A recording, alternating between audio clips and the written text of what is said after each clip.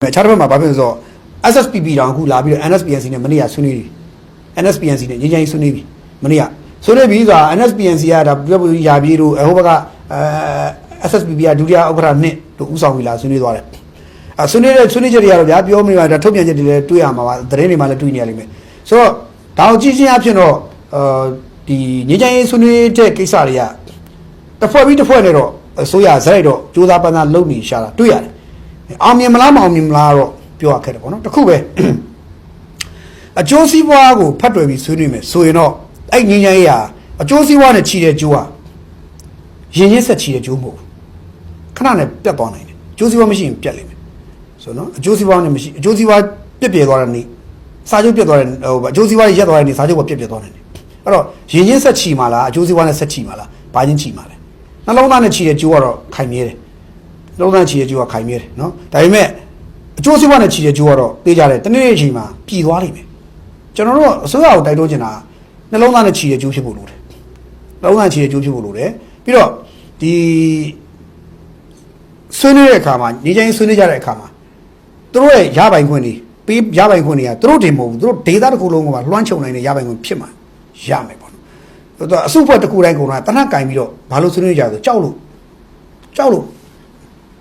့ကျွန်တော်ပြောရတယ်ခင်ဗျာတနက်ကင်ထားတဲ့မြန်မာဒီတက်မတော်ကလွဲပြီးပေါ့တက်မတော်ကလည်းကြောက်ပါတယ်ဘာကြောက်လဲဆိုတော့တိုင်းပြည်ပြိုကွဲမှာတက်မတော်ကြောက်တယ်တက်မတော်ကဘာကြောက်လဲတက်မတော်ကတိုင်းပြည်ပြိုကွဲမှာကြောက်တယ်တိုင်းပြည်ပြိုကွဲရင်သူတို့ပြန်တိုက်ရမှာသူတို့စစ်သားပေါင်းများစွာဘဝတွေတက်တည်မိသားစုပေါင်းများဘဝတွေရင်းပြီးသူတို့ပြန်တိုက်ရမှာတက်မတော်ကအဲ့ဒါကိုကြောက်တယ်တက်မတော်နိုင်ငံတော်ပြိုကွဲမှာတက်မတော်ကြောက်တယ်တိုင်းသားလက်နက်ကင်တွေကြတော့တိုင်းသားလက်နက်ကင်ခေါင်းစဉ်အောက်မှာရှိတဲ့ SSPB အပါအဝင်ကျွန်တော်လက်နက်ကင်တွေအကုန်လုံးကြတော့သူတို့လက်နက်ကိုစွန့်လွတ်လိုက်ရမှာကြောက်တယ်ဘာလို့ကြောက်တာလဲဘာလို့ကြောက်သေးလဲသူတို့ရဲ့အတွင်းစိတ်ထဲမှာရှိတယ်လက်နက်ရှိမှခွန်အားရှိတယ်ဆိုတဲ့အသည့်တရားကြောင့်ကြောက်တာအဲ့အသည့်ဉာဏ်တထွန်တော်တစ်ပိုက်ကြောင့်ရှင်းလက်နက်ရှိမှခွန်အားရှိတယ်ဆိုတဲ့အဲ့တထွန်တမိုက်ဉာဏ်တနတ်စားဉာဏ်တော့ကိုကျိုးစည်းဝါးနဲ့သွားတဲ့ဟာကြောင့်ကြောက်တာကျွန်တော်တို့ကောင်မျိုးလက်ထဲမှာတနတ်မရှိလဲဘာလို့မကြောက်ဘူးဘယ်သူမှမကြောက်စစ်တယ်လည်းမကြောက်ဘူးအစိုးရလည်းမကြောက်ဘူးဘာမှမကြောက်ဆိုရင်ကျွန်တော်မဟုတ်တာလုံနေအောင်ဘာကြောက်စားလို့ဟုတ်တာလုံနေမဟုတ်တာလုံနေကျွန်တော်ကြောက်ရမယ်ဘာကျွန်တော်မဟုတ်တာလုံနေရင်ကျွန်တော်ကြောက်ရမယ်ဒါပေမဲ့ကျွန်တော်ဟုတ်တာလုံနေသည်စစ်တပ်ကိုရောနိုင်ငံတော်သမ္မတကိုဘယ်သူမှကျွန်တော်ကြောက်ရမလို့လေကျွန်တော်ဟုတ်တာလုံနေတာကြီးနိုင်ငံသားတွေရရင်ကိုကျွန်တော်ပြောမယ်ဘာမှမဖြစ်ဘူးဒါပေမဲ့တနက်ကင်ပြီးကျွန်တော်လုံရင်တော့အဲ့ဒါတရားကျွန်တော်လည်းကြောက်နေရမှာသူတို့ဘယ်ချိန်ကလာကြောက်မလဲမကြောက်မှာအဲ့တော့ခုတနက်ကင်တဲ့ကောင်တွေကဘာကြောက်တာလဲခုခင်ဗျာရှင်းရှင်းလေးပဲရွက်စစ်မကြောက်ဘူးလားရွက်စစ်ကြောက်တာပေါ့ကြောက်တော့ဖင်တုံနေတော့တနက်မရှိရင်ငါတော့အာနာမရှိတော့ဘူးကြောက်နေတာကွာမောခင်ဗျာတနက်မရှိရင်ငါအာနာမရှိတော့ဘူးကြောက်တာဖင်ကိုတုံနေတာအင်ပန်လာတနက်မရှိရင်ငါအာနာမရှိတော့ဘူးဒီလိုဖြစ်သွားတာကြိုက်တဲ့လက်နက်ကင်ထွန်းမြတ်နိုင်တနက်မရှိငါမှအာနာမရှိတော့ဘူးကြောက်တယ်အဲ့အကြောက်တရားကြီးနဲ့တို့ကရက်တည်နေတာအဲ့အကြောက်တရားကိုဖြေပြောင်းနိုင်ဖို့ကဘာလို့မလဲရှင်းရှင်းလေးပဲတနက်တွေချပါလို့ပြောရင်ဒီကောင်တွေမချဘူးငါတို့မှတနက်ရှိလို့သာဒီကောင်တွေငါ့ကိုသူတို့ဘက်ကလက်နက်ကင်တပုံတွေဘက်ကတွေးမယ်ကျွန်တော်တပုံကောင်းမလို့ကျွန်တော်တွေးမှာမင်းဒီဆိုရရအောင်မင်းဒီစက်တက်နဲ့ဆိုရငါမှတနက်ရှိလို့ငါ့ကိုစကားပြောတယ်လူသူတို့စကားပြောတာငါမှတနက်မရှိငါ့ကိုမင်းဒီကောင်တွေတင်းတင်းချင်းကောက်ပဲကိုယ်နဲ့ကောက်ဖမ်းဖမ်းမှာငါမပြောဘူးအဲ့လိုဖြစ်နေတာအဲ့ဒါပဲအဲ့တော့အဲ့ဒီအကြောက်တရားကိုဖြီရမယ်ဘာနဲ့ဖြီမလဲအဲ့ဒါတော့အာရဘယ်နေစဉ်းစားကြဒါပဲရှိတယ်ကျွန်တော်တို့မစဉ်းစားတတ်ဘူးမစဉ်းစားချင်ဘူးစဉ်းလည်းမစဉ်းစားတတ်ဘူးမစဉ်းစားချင်ဒါပေမဲ့ကျွန်တော်ပြောနိုင်တာတခုပဲခင်ဗျားတို့အကုန်လုံးကဘာဖြစ်နေလဲဆိုအကြောက်တရားတွေနဲ့ခဲကြောက်တာမှဖိတုံနေအောင်ကြောက်တာအကုန်လုံးတုံနေအောင်ကြောက်တာဘာကြောက်လဲအာနာမရှိတော့မှာအခွင့်အရေးမရတော့မှာထိုင်ကုန်မရတော့မှာအာနာမရှိတော့မှာအဲ့တနက်ရှိမှာငါမှအာနာရှိတယ်ခွန်အားရှိလို့ခံစားရအဲ့ဒီအတိတရားကြီးကကျွန်တော်ပြောလက်နက်ကင်ဓမြတွေပဲဘာတူလို့ဓမြအဆင့်တွေပဲလို့ကျွန်တော်ပြောတာခုနတနက်ကင်ပြီးမှအာနာရှိတယ်ဆိုတော့ဓမြတွေပဲအဲ့တော့သူတို့က power is power လို့သူသုံးနေတာ power is power ကျွန်တော်တို့ wisdom is power လို့ကျွန်တော်လက်ခံထားတယ်ပါတယ်ဒါပေမဲ့ power is power ဆိုတဲ့ပုံကိုယ်ကြီးအဲ့ဒီအုပ်စုတွေလက်နက်ကင်ထားမှာငါမှခွန်အားရှိတယ်ဟို Godfather မှာပြောသလိုပေါ့မင်းမှတနက်ရှိတယ်ငါမှဓာတ်ရှိတယ်သိကြတယ်မင်းပြောတာငါလိုက်နာမှာမင်းပြောတာငါလိုက်နာမှာမင်းမှတနက်ရှိတယ်ငါမှဘာမှမရှိဘူးအဲ့ဆိုလို့သိကြတယ်မင်းကလက်ဝတ်ထိုင်ချင်နေရတော့မှာသိကြတယ်ပြင်းရှင်းလေးပဲ Godfather မှာပြောတဲ့စကားကြီးရှေ့အဲ့ဒါအမှန်ပဲတနက်ရှိမှအာနာရှိတယ်ဆိုတော့လူအတိုင်းဝိုင်းကိုတိဆောက်နေတာဟာဘုံမလည်းပြောရင်အဲ့ဒါအောက်တန်းသားကလေးကြီးအလုပ်ပဲတနက်ရှိမှအာနာရှိတယ်လို့ဆိုတော့အဲ့အာနာကိုတိဆောက်တာကအောက်တန်းသားကလေးကြီးအဆင့်အတွေးခေါ်ပဲကျွန်တော်တော့ချစ်ချင်းလေးပဲအဲ့ဒီအဆင့်မှမတော်ဘူးတစ်သလုံးကျွန်တော်လက်နက်ကင်လို့တစ်သလုံးလို့ဘာလဲဆို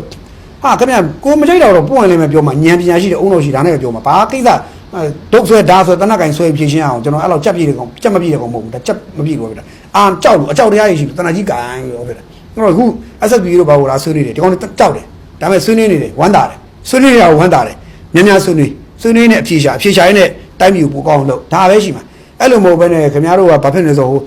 အကျိုးစီးပွားနဲ့ချီပြီးတော့ဆွေးနွေးရဆိုရင်တော့မကြခင်ပြည်သွားနိုင်တယ်ဒါကြောင့်နှလုံးသားနဲ့ချီပါနော် ငင်းငင်းဆွေးနွေးရင်နှလုံးသားနဲ့ချီပါနှလုံးသားနဲ့ဆွေးနွေးပါနှလုံးသားနဲ့ဆွေးနွေးပြီးနှလုံးသားနဲ့ချီတဲ့ကြိုးရတာရင်ချင်းဆက်ချီတဲ့ကြိုးရတာမြဲတာအကျိုးစီးပွားနဲ့ချီတဲ့ကြိုးကမမြဲဘူးနော်အဲ့ဒါလေးတော့မမေ့ကြဘူးထပ်ပြောကြပြစီနော်အဲ့တော့ထိပ်ပိုင်းခေါင်းဆောင်တွေအကုန်လုံးကျွန်တော်မြစ်တာရခဏတစ်ခုပဲနိုင်ငံတော်သမ္မတတွေရောတမတော်တက်ချုပ်ကောဟိုဘက်ကတိုင်းတော်လက်နက်ကင်ခေါင်းဆောင်တွေအကုန်လုံးရောဝမ်ဘော်တို့ရောရွက်စစ်တို့အကုန်လုံးပါတယ်အကုန်လုံးထွန်းမြန်နေတော့နှလုံးသားနဲ့မချီပဲနဲ့အကျိုးစီးပွားနဲ့ချီထားသမျှခင်ဗျားတို့ကြိုးတွေဘယ်တော့မှမမြဲဘူးခင်ဗျားတို့ဘဝတွေလည်းတေးတောင်မပြောင်းအသေးမပြောင်းရှင်းလေးပြောရတယ်ခင်ဗျားတို့လည်းတနတ်ရှိမှအာနာရှိမှလို့တွေးနေတဲ့ကျွေးခင်ဗျားတို့ရှင်းလေးပဲနောက်ကျောလုံးအေးရဲမှာမဟုတ်ရှင်းကျွန်တော်တို့ခင်ဗျားတို့နောက်ကျောလုံးမအေးရဲ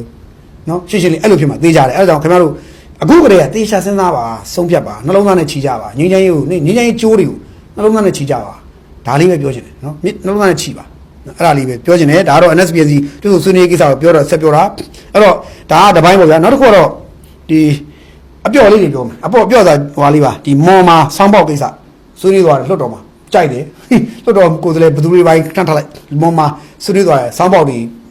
ဝန်တိုင်းဝန်တီးရဟုတ်တယ်ဗျာမော်မာတော့အခုဂိုင်မမင်းဆောင်းပေါက်တွေကဘာလို့6လ16လကြာမယ်ဆိုတော့ဟိုအတီးပြလိုက်ပြီမော်မာကျွန်တော်တို့ဝမ်းသာပါတယ်မော်မာဆွေးနွေးမော်လွတ်တော်မှာဆွေးနွေးပြီးတော့မော်လွတ်တော်အတီးပြလိုက်တယ်အဲ့တော့ခမညာဘာလဲနကနာပွဲပဲလှဲ့လဲဇက်ပွဲပဲလှဲ့လဲရှင်လောင်းပဲလှဲ့လဲကြိုက်တာလှဲ့စောင်းပေါက်ကြီးတွေဗျာကားပေါ်မှာပြောင်းတက်ပြီးဒုံတိုင်းဘုံကွမ်းအုံဝုံဆိုအာခမညာခေါင်းနေကြအဲ့ဒါကြီးအခုမော်မာလို့မရဘူးမော်မာ6လာတယ်နော်မော်မာထောင်6လာတယ်အဲ့ဒါလွတ်တော်အတီးပြပြီဆိုတော့ကျွန်တော်ဒီနေ့နောက်လာမယ့်ဖွင့်လေးရသည်မှာအဲ့ကောင်စောင်းပေါက်သမားတွေတော့ထောင်6လာပဲကြာမလားစောင်းပေါက်တွေပဲခဏအငားတွေပဲရက်ကုန်မလားကြည့်ကြတာပေါ့ဗျာနော်အဲ့တော့အဲ့ဒီဟာမျိုးကကျန်တဲ့ပြည်တိုင်းတွေမှာမလုပ်သိဘူးလားမေး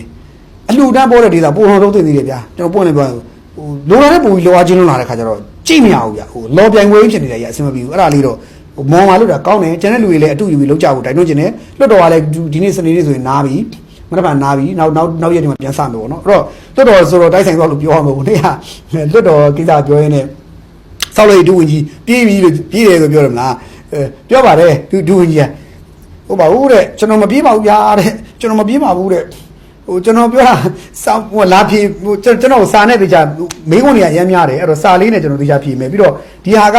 ဟိုဒီကြုံမေးလာတဲ့မိကုံးမပဲနဲ့ရုပ်တရက်ကြီးဖြစ်လာတဲ့မိကုံးဖြစ်တယ်သူရုပ်တရက်ကြီးဒီတိုင်းပြန်ဖြေလို့အချက်လည်းမပြည့်စုံပါဆိုတယ်အမှားရပါတာမှာဆိုတယ်ဒါကြောင့်မို့လို့သူဟိုမှာလာပြီးတော့ဒီဥမာစာနဲ့တခြားပြန်ဖြေပေးပါမယ်လို့ပြောတာပါကျွန်တော်မပြေးပါဘူးဗျာတဲ့ဟုတ်ပါတယ်ကျွန်တော်သိပါတယ်မပြေးပါဘူးကျွန်တော်တို့ကဟိုဘာပြောဟိုစကလုံးရပြောတာအဲ့ဒီဒုဝင်ကြီးကအဲ့တို့ရလို့တော့ပြောပါတယ်အဲ့တော့ तू မပြေးပါဘူးတကယ်လည်းမပြေးပါဘူး तू ကမီဒီယာတွေလည်းဖြေရတယ်လွတ်တော်မှတ်တွေလည်းဖြေရတယ်ပျော်ရွှင်လူတွေတတ်တဲ့လူတွေပါတယ်အဲ့လိုလဲလုပ်တယ်ကြောက်လဲသွားတယ်အဲ့လိုပါတယ်ကျွန်တော်မပြေးပါဘူးဗျာတဲ့ကျွန်တော်မပြေးပါဘူးလို့ပြောတယ်ဟုတ်ပါတယ်ကျွန်တော်သိပါတယ်လို့မပြေးပါဘူးလို့နော်အဲ့တော့အခြားလူတွေလည်းကျွန်တော်ကပြောချင်တာမပြေးပါဘူး तू တကယ်မပြေးဘူး तू တကယ်လည်းမှန်တယ်ခင်ဗျာတချို့ဟာကြတော့ဒီတိုင်းလုပ်ရကြီးဖြေဖို့ဆိုမဖြစ်နိုင်ဘူးလေ तू တချို့အကြောင်းအရာတွေက short to the point တန်းဖြေဖို့ဆိုတာခင်ဗျာအချက်လက်လိုတယ်လေမှားသွားရင်အစဲခံအောင်ပဲမှားသွားရင်ဒါကြီး record ပြင်မှာလွတ်တော်မှာမှတ်တမ်းဝင်သွားမှာအဲ့တော့မှားလို့မရဘူးအဲ့ခါကျတော့ तू ကတေချာပြန်ပြီးတော့ဖြေဖို့တော့ကိုစာနဲ့ပေနေတေချာပြန်ဖြေမယ်စာနဲ့ပေနေတေချာပြန်ရေးပြီးတော့ဖြေပေးမယ်ဒါကို तू ပြောတာအဲ့လိုပြောတယ်အဲ့တော့နော်အဲ့ဒါလေးတွေရှိလို့ကျွန်တော်တခါတည်းပြန်ပြောဖြစ်ပေးတာပါနော်ဆိုတော့အဲ့ဒါတခုပါအဲ့တော့ကျွန်တော်ကတော့ဘောလုံးကိစ္စကတော့မနက်ဖြန်ကြာမှ AC ပြောတာပေါ့နော်ကျွန်တော်ဘောလုံးကိစ္စလည်းကျွန်တော်မနက်ဖြန်ကြာရင်ပြောပါမယ်ဘာလို့ဆိုတော့ကျွန်တော်တေချာလေးစုံစမ်းမေးမြန်းပြီးတော့လုပ်ထားပါတယ်ဘောလုံးနဲ့ပတ်သက်ပြီးဖြစ်နေတဲ့အတွင်းထဲမှာတကယ်ဖြစ်နေတာဘာလဲဆိုတာလေးကျွန်တော်စုံစမ်းထားတာလေးမနက်ဖြန်ကြာရင်တိပြောပြအောင်မယ်အခုကတော့အချိန်မလောက်ငှတဲ့အတွက်မနက်ဖြန်ကြာမှဆက်တာဖြည့်နားထောင်ပါလို့ပြောရင်းနဲ့ဒီတော့